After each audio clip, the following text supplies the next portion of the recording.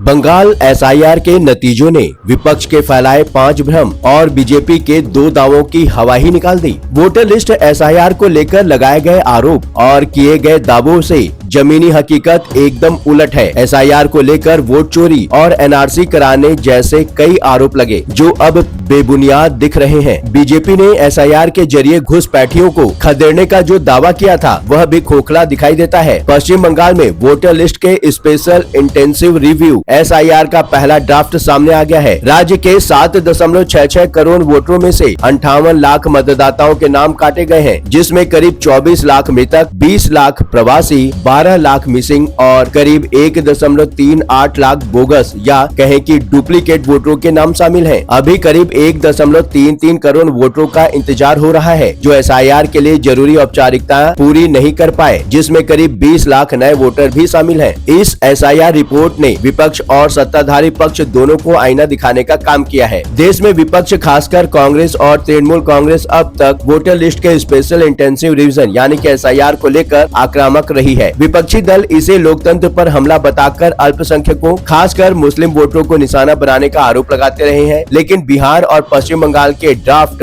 Voter list के आंकड़े इन दावों की जमीनी सच्चाई कुछ और ही बयान करते हैं। सबसे पहली बात, क्या मुसलमानों को टारगेट करने के लिए किया जा रहा था एसआईआर? पश्चिम बंगाल में हाल ही में जारी ड्राफ्ट रोल्स का विश्लेषण बताता है कि जिन विधानसभा क्षेत्रों में मुस्लिम आबादी अधिक है वहां वोटरों के नाम काटने की दर अपेक्षाकृत कम रही है। अधिकांश मुस्लिम बहुल सीटों पर डिलीशन प्रतिशत 10% से नीचे रहा। इसके उलट जिन इलाकों में हिंदी भाषी आबादी और प्रवासी मतदाताओं की संख्या अधिक है वहां नाम कटने की संख्या कहीं ज्यादा सामने आई है। यह तथ्य सीधे सीधे उस आरोप को कमजोर करता है कि एसआईआर किसी खास समुदाय यानी कि मुस्लिम को निशाना बनाकर चलाया जा रहा है। बंगाल की 80% मुस्लिम बहुल सीटों पर औसत डिलीशन मात्र 0.6% रहा है, जबकि इसके उलट उत्तर प्रदेश, बिहार के प्रवासियों की बहुलता वाली कोलकाता नॉर्थ जैसी शहरी और हिंदी भाषी सीटों पर डिलीशन की दर 25.92% तक भी गई है। जोरा सांको सीट पर तो यह 36.8% तक दर्ज हुई। कुल मिलाकर विपक्ष के प्रचार के अनुरूप एसआईआर से मुस्लिम उतने प्रभावित नहीं हुए और विपक्ष के दावे झूठे साबित हुए। क्या ये एसआईआर के बहाने एनआरसी था? आइए समझते हैं। एसआईआर को एनआरसी से जोड़कर देखने की कोशिश भी विपक्ष के नैरेटिव का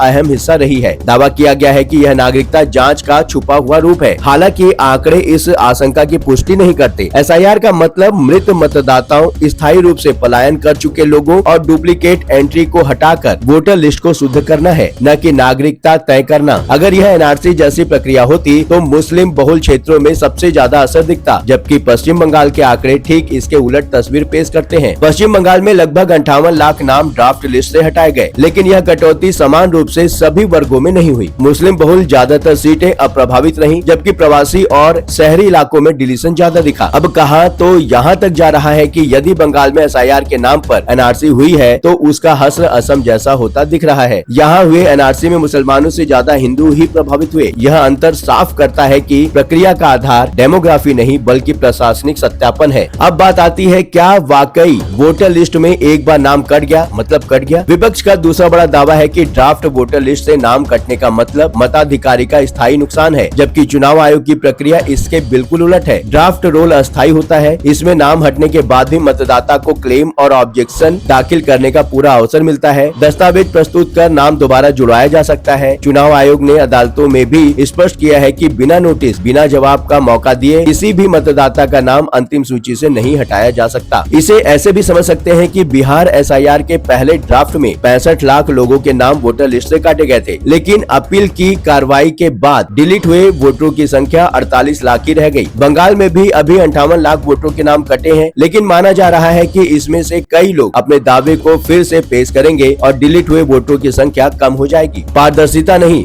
बीएलए का संकट है। एक और आरोप यह भी लगाया गया कि एसआईआर में कोई कानूनी सुरक्षा या पारदर्शिता नहीं है, लेकिन आयोग के दिशा निर्देश बताते हैं कि हर डिलीशन से पहले नोटिस देना अनिवार्य है और मतदाता के पास अपील की 2 स्तरीय व्यवस्था मौजूद है। पूरी प्रक्रिया न्यायिक निगरानी के दायरे में है, जिससे मनमानी की गुंजाइश सीमित हो जाती जाती है। इतना ही नहीं, एसआईआर की पूरी कार्रवाई में राजनीतिक दलों द्वारा तय किए जाने वाले एजेंट यानी कि बीएलए की भूमिका तय रही है। एसआईआर को लेकर विपक्ष भले पारदर्शिता न होने का आरोप लगा रहा हो, जबकि हकीकत ये सामने आई है कि जिन दलों ने सक्रियता से एसआईआर की कार्रवाई में अपने बीएलए शामिल करवाए, उन्हें अब शिकायत नहीं है। जैसे यूपी के बारे में खबर आई कि यहाँ के कई विधानसभा क्षेत्रों में कांग्रेस के पास बीएलए ही नहीं थे। इसी की छटपटाहट भाजपा को बंगाल में थी, जहाँ पार्टी ने अपनी झुंझलाहट मिटाने के लिए तृणमूल कांग्रेस पर ही आरोप लगा दिया था कि वह एसआईआर में धांधली करवा रही है। विपक्ष का दावा था कि एसआईआर से करीब 30% मतदाताओं के नाम वोटर लिस्ट से उड़ा दिए जाएंगे, खास तौर पर गरीब और अल्पसंख्यक इलाकों में। जबकि हकीकत ये है कि सुप्रीम कोर्ट में दाखिल ईसीआई के हलफनामे में साफ कहा गया है कि इस प्रक्रिया में हर वोटर तक पहुंचने की कोशिश होगी और चुनाव आयोग की मंशा है कि सभी पात्र वोटरों का नाम लिस्ट में शामिल हो। यह कार्रवाई वोटर लिस्ट के शुद्धिकरण की है, न कि वोटरों के नाम काटने की। बंगाल में 99.77% वोटों तक पहले से भरा हुआ एसआईआर फॉर्म पहुंचाया गया, जिनमें से महज 58 लाख यानी 7.6% वोटरों के नाम ही काटे गए, न कि 30%। बिहार में 47 लाख नाम काटे गए थे। वहां की कुल मतदाता संख्या का वे 6% ही थे, यानी 30% नाम वहां भी नहीं कटे। सबसे दिलचस्प है घुसपैठियों को लेकर किया गया एसआईआर से जुड़ा दावा। बीजेपी खासकर शुभेंदु अधिकारी कहते रहे हैं कि एसआईआर के चलते करीब 1 करोड़ वोटों की छटनी हो जाएगी। ये बांग्लादेशी और रोहिंग्या घुसपैठी हैं, जो ममता बनर्जी के कोर वोटर हैं। ऐसा ही दावा बिहार एसआईआर के दौरान भी किया गया था। हकीकत यह है कि बंगाल के डिलीट हुए 58 लाख वोटों में से करीब 20 लाख के बारे में कहा जा रहा है कि वे कहीं और चले गए, यानी प्रवासी हैं, जबकि 1.38 लाख वोटरों को